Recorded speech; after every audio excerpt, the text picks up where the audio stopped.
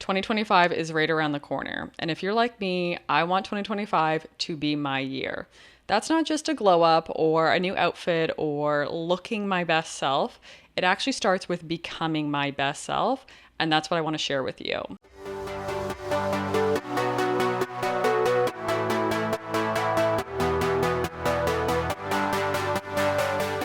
Hi everyone, welcome back to my channel. I am Ofori-Attah. If you are new here, I am so excited to have you. And if you are coming back, welcome. I have missed you. As you know, I've been talking a lot about discipline, which has become kind of my personality trait in some ways, about using discipline to create freedom in my life. And on that note, I've been thinking a lot about 2025. Not just what the year is going to bring, but who I want to be in that year and how I really want to make it my year. I've been getting a lot of videos on TikTok, Instagram, basically everywhere on the internet about how to be ready for 2025, how to hit the gym, what workouts, what diets, some great things, but all external things to make 2025 your year. If you want to make changes to have the best year of your life, it starts with your mindset, building resilience, and making the changes you need to have the foundation to live the life that you want to live. When you think about building a home, you don't start with the landscaping. You don't think about what trees and what flowers you want by your door, or even the exterior of your house. You start by building that foundation. Sometimes that's digging down. Maybe it is pouring concrete, putting in the earthquake rebars, whatever it may be. You start with the ugly stuff. I'm going to be honest. It's not aesthetically pleasing. It's not what you can show other people. But the reality is those things are not guaranteed to last unless you build the foundation. So I want to talk about building a foundation to ensure that when 2025 comes around, in the 6 weeks that it's around the corner, you are ready to lean into who you want to be, building the life that you want to live, and enjoying it. So when you're thinking of your body and thinking of your life, that's what we're doing. We are building the foundation for the life that you want to live, for the person you're going to be.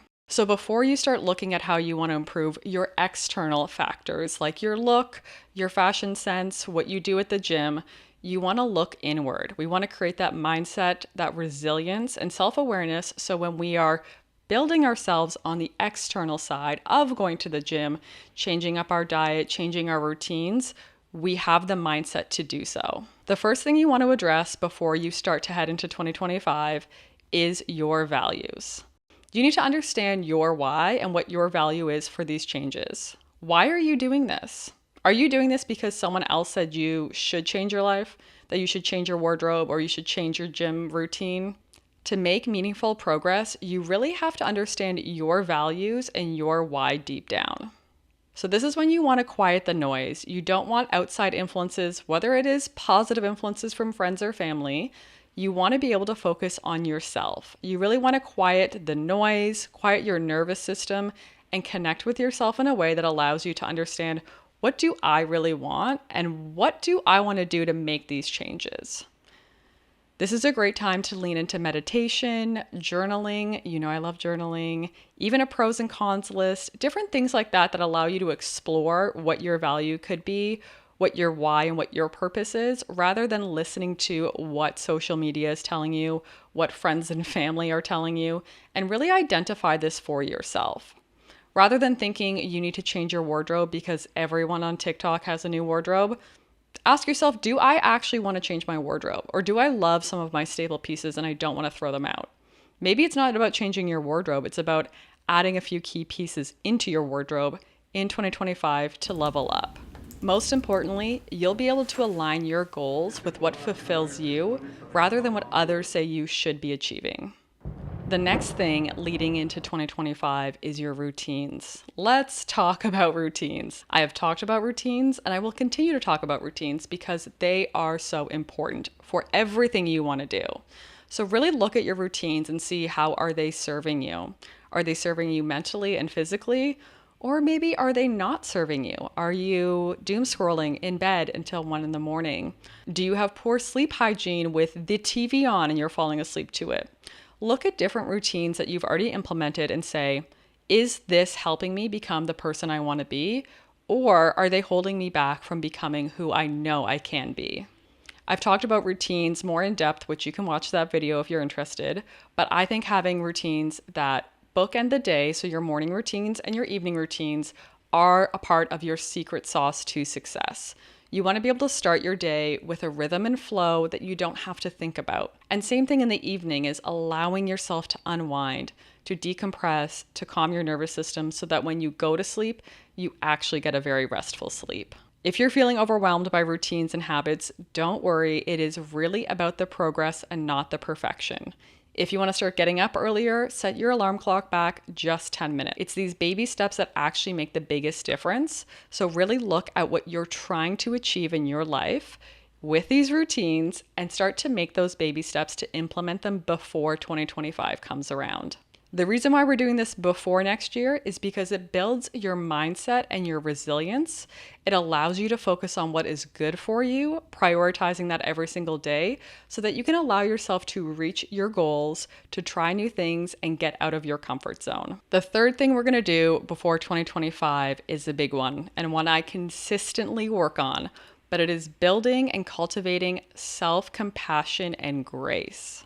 And the reality is, without self-compassion, without grace, you're not going to achieve the goals that you want to achieve because you're always going to feel like you're not doing enough. And I'm saying that as someone who often feels like they're not doing enough, and I know that's not the truth. The first step to practicing self-compassion is to recognize that inner critic, that negative monologue that's in there, that's whispering in your ear, all these things that are not true.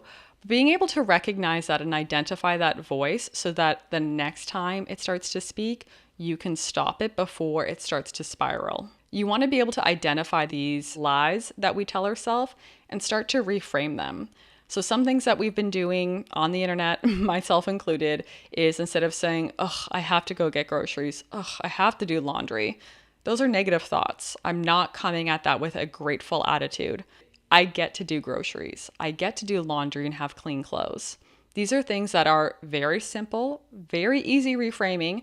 And once you start doing it in small ways like that, you'll start to notice that when you have these negative thoughts about yourself, about your work ethic, about your productivity levels, you can start to reframe those to support you as well. Most importantly, you want to be able to give yourself the love, the self-compassion, the self-respect, the way that you would do it for someone else.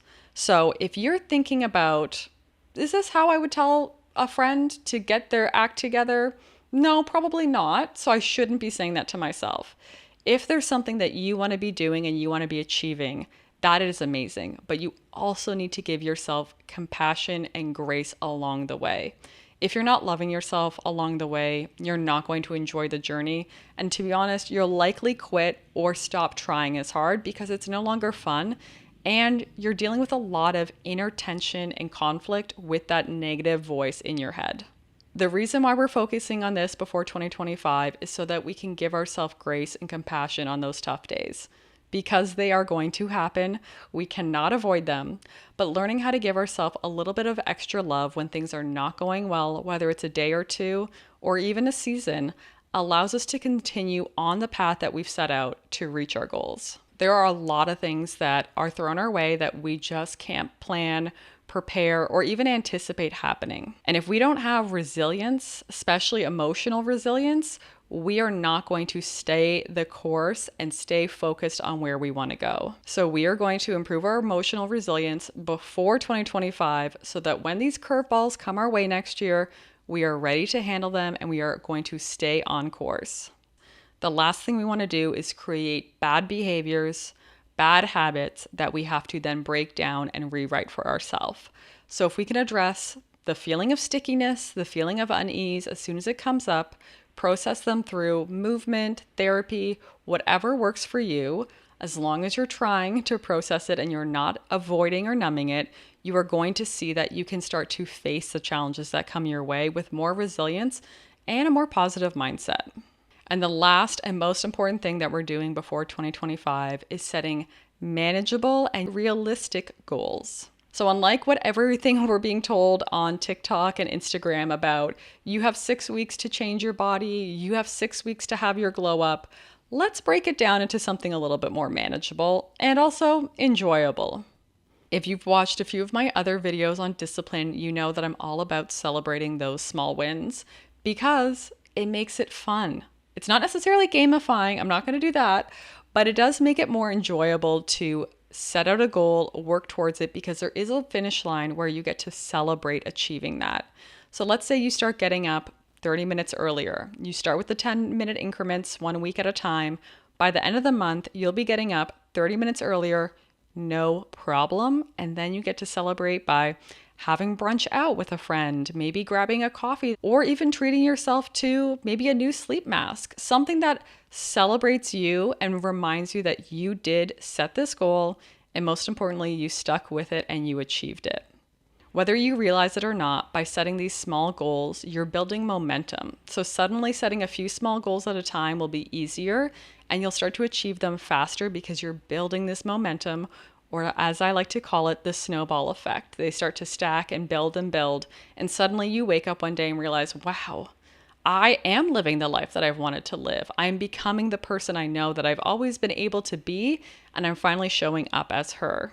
So remember, when you are looking at 2025 and the person that you want to be, the life that you want to live, let's not focus on the outside, not the paint color of the home or the gardens that you're going to plant, but think about the foundation that you're going to build. Think about the framing of that home, the electrical, the HVAC, all the, nitty-gritty things that you don't really see, but they make everything else run so smoothly that you get to enjoy this new home, this new life that you're building for yourself. 2025 is 6 weeks away. You can choose to use it however you want, but building a foundation so that you can start embracing changes, overcoming obstacles, and building the life that you want to come January will be so much more enjoyable and something that you actually look forward to rather than another resolution you're scared of setting. If you haven't subscribed yet, now would be a great time. I share a lot about my own personal growth journeys, obviously discipline, and a few other different topics that I like to season in here and there, as well as share a bit about my life through my vlogs. And I'm always looking forward to sharing my learnings, sharing my mistakes, my mishaps, and even my failures with you guys so that you know that we are all in this together. We are human. It is not guaranteed to be easy, but the main thing is we continue to show up for ourselves. I hope to see you all in the next one.